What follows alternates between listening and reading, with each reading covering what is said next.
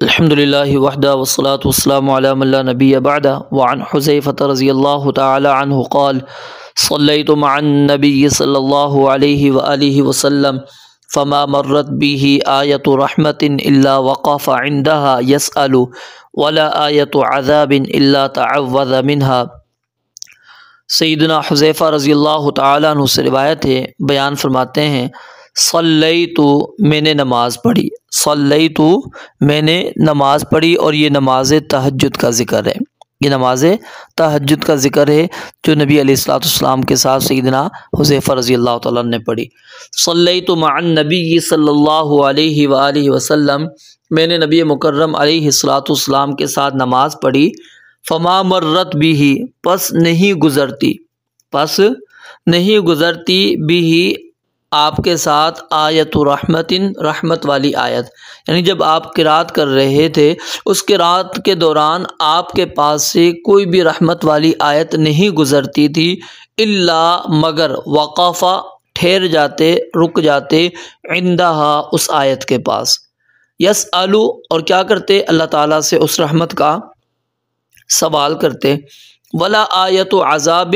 اور نہ ہی کوئی عذاب والی آیت آپ کے پاس سے گزرتی، الا تعوذ منہا مگر نبی علیہ الصلوۃ والسلام اس سے پناہ مانگا کرتے تھے، یعنی وہاں پر ٹھہر کر۔ اخرجہ الخمسۃ وحسنہ الترمذی،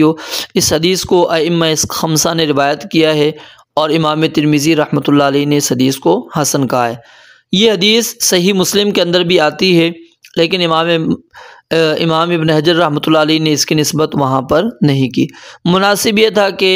امام ابن حجر رحمۃ اللہ علیہ صحیح مسلم کی وہی روایت لے کر آتے جس کو امام مسلم رحمۃ اللہ علیہ نے صلاۃ اللیل کے اندر ذکر کیا ہے، کیونکہ اس رات نبی علیہ الصلوۃ والسلام نے تہجد کی نماز میں پہلے سورہ بقرہ، پھر سورہ نساء اور پھر سورہ آل عمران کی قرات کی، اور آپ ٹھہر کر قرات فرما رہے تھے۔ جب کسی آیت رحمت پر سے گزرتے تو اللہ تعالیٰ سے اس رحمت کا سوال کرتے، اور جب کسی آیت وعید پر سے گزرتے تو اللہ تعالیٰ کی پناہ مانگتے، اور جب آیت تسبیح پر گزرتے تو اللہ تعالیٰ کی پاکیزگی کو بیان کیا کرتے تھے۔ تو یہ اگر لے کر آ جاتے تو اس حدیث کے اندر زیادہ مناسب تھا، تو وہ کیوں نہیں لا سکے؟ شاید کہ اس وقت استحضار نہیں رہا، یا کوئی اور سبب ہو سکتا ہے ان کے ذہن کے اندر کہ جس کی وجہ سے انہوں نے ذکر نہیں کیا۔ تو اس حدیث مبارکہ کے اندر نبی علیہ الصلوۃ والسلام کی تہجد کی نماز کی کیفیت کو بیان کیا گیا ہے کہ کس طرح آپ کمال خشوع، خضوع اور غور و فکر، تدبر کے ساتھ نماز تہجد ادا کیا کرتے تھے۔ اور سیدنا حذیفہ بن یمان رضی اللہ تعالیٰ عنہ بیان فرما رہے ہیں، اور تہجد کی نماز کو دیگر صحابہ نے بھی بیان کیا، جیسے کہ عبداللہ بن عباس ہیں، عبداللہ بن مسعود ہیں، تو مختلف انہوں نے کیفیات نبی علیہ الصلوۃ والسلام کی بیان فرمائی ہیں۔ تو یہاں سے ایک تو یہ بات ثابت ہو گئی کہ جب بھی ہم قرآن کریم کو پڑھیں تو قرآن کریم کی آیات کے اوپر ہم غور و فکر کریں، تدبر کریں، سنیں، اس وقت بھی غور و فکر تدبر کے ساتھ سنیں، یہ صرف پڑھنے پر نہیں ہے، ہر وقت قرآن کریم پر تدبر کرنا چاہیے۔ تو نبی علیہ الصلوۃ والسلام کا یہ جو معمول تھا، یہ فرض نماز کے اندر نہیں تھا، یہ نفل نماز کے اندر تھا۔ نفل نماز کے اندر آپ علیہ الصلوۃ والسلام تہجد کی نماز کے اندر آپ پڑھا کرتے تھے۔ مثال کے طور پر آپ اس آیت کے پاس سے گزر جائیں، وَقُلْ رَبِّ اغْفِرْ وَارْحَمْ وَأَنْتَ خَيْرُ الرَّاحِمِينَ، یہاں پر آپ کیا ہے، اللہ تعالیٰ سے مغفرت مانگیں، اللہم اغفر لی، اللہم ارحمنی، یہ دعا کر لیں۔ وَالَّذِينَ كَفَرُوا وَكَذَّبُوا بِآيَاتِنَا أُولَٰئِكَ أَصْحَابُ الْجَحِيمِ، یہ آیات کیا ہیں؟ اب وہ وعید کے اوپر مشتمل ہیں، عذاب کی آیات ہیں۔ یہاں پر آپ کہیں اللہم اعذنی من النار، اللہ مجھے جہنم کے عذاب سے بچا لے، اس سے پناہ میں رکھ لے۔ اور تسبیحات والی آیات ہیں، وہاں پر آپ سبحان اللہ وغیرہ پڑھ سکتے ہیں۔ تو اس حدیث مبارکہ کے اندر سے جو بات ہمیں سمجھ میں آ رہی وہ یہی ہے کہ جب بھی رحمت اور عذاب والی آیات یا تسبیح والی آیات کے پاس سے گزریں، رحمت والی کے پاس سے گزریں تو اللہ تعالیٰ سے رحمت کا سوال کریں، عذاب والی آیات سے گزریں تو اللہ تعالیٰ کے عذاب سے پناہ طلب کریں۔ جب تسبیحات والی سے گزریں تو اللہ تعالیٰ کی پاکیزگی کو بیان کریں۔ تو نفل نماز کے اندر کیونکہ یہ کیا جاتا ہے، اس لیے کہ نفل نماز کو لمبا کرنا مسنون ہوتا ہے،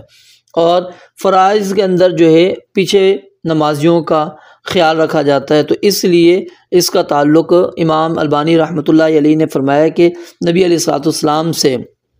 جو صحابہ کرام نے فرض نمازوں کو نقل کیا وہاں پر اس چیز کو نقل نہیں کیا۔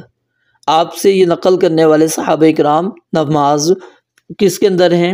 نفل نماز کے اندر ہے، تو اس لیے نفل نماز کے اندر ہمیں جواب دینا چاہیے۔ باقی اگر کوئی بندہ اس اصول اور قانون کے مطابق کہ جو چیز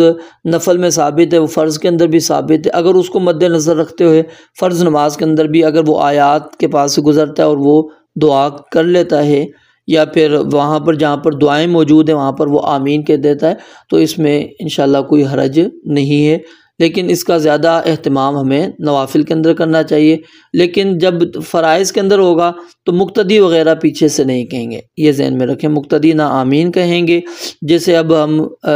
ثم ان علینا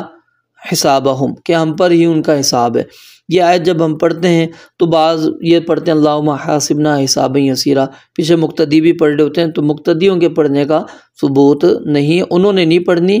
انہوں نے خاموشی کے ساتھ قرات کو ہی سننا ہے۔ تو بہرحال ہمیں غور و فکر تدبر کے ساتھ قرآن کریم کو نماز کے اندر بھی پڑھنا چاہیے اور نماز کے علاوہ بھی۔ اللہ رب العالمین سے دعا ہے رب العالمین سمجھنے عمل کرنے کی توفیق عطا فرمائے۔ وآخر دعوانا الحمدللہ رب العالمین۔